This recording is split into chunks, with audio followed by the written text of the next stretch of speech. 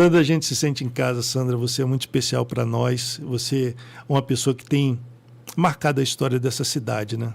E você é cristã há quanto tempo, Sandra? Como é que foi tua conversão? Eu me converti com 15 anos. Hoje eu estava até falando, porque minha sobrinha vai fazer 15 anos. Eu não tive festa e eu estava falando exatamente sobre isso. Eu consegui ter um culto em casa. Foi o que eu pedi para minha mãe na época, porque eu tinha acabado de aceitar a Jesus. Então, nós tivemos pela primeira vez um culto na minha casa, que foi a substituição da minha festa de 15 anos. Que teve não é fácil ser crente na tua família, né, Sandra? Porque a sua família era libanesa, drusa. Né? Drusa, exatamente. Hoje, eu falo para você, pastor, que está muito mais tranquilo. Meus irmãos, assim, têm um coração muito mais aberto. Alguns deles já se batizaram. A minha mãe se converteu, se batizou, frequenta a igreja. O meu pai está com Jesus, porque a gente batizou ele. Meu pai morreu mal falando português. É mesmo?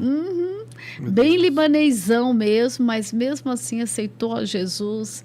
Nós batizamos ele. O evangelho entrou na minha casa, entrou na minha família. Hoje está fácil, mas no início não foi não. Pois é, imagino.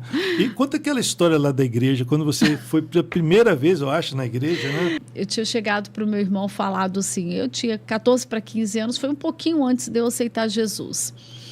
Eu ouvindo falar de Adão e Eva. E como eu nunca fui católica antes de ser evangélica, a cultura nossa era muito fechada. Eu não tive educação religiosa nas escolas, porque minha mãe mandava uma cartinha lá pedindo para me dispensar da educação religiosa.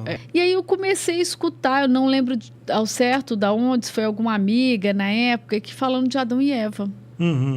E aquilo me deu muita curiosidade. Aí eu cheguei para o Fad, meu irmão, que já era crente, né?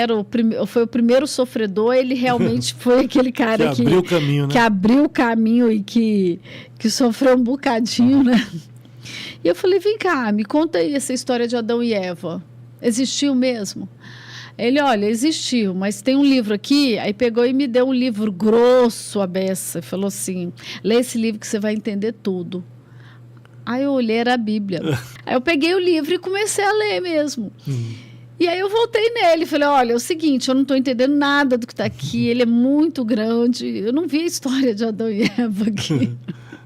Aí ele falou assim, não, começa a ler, mas pede para o Espírito Santo te discernir. Ora, ora?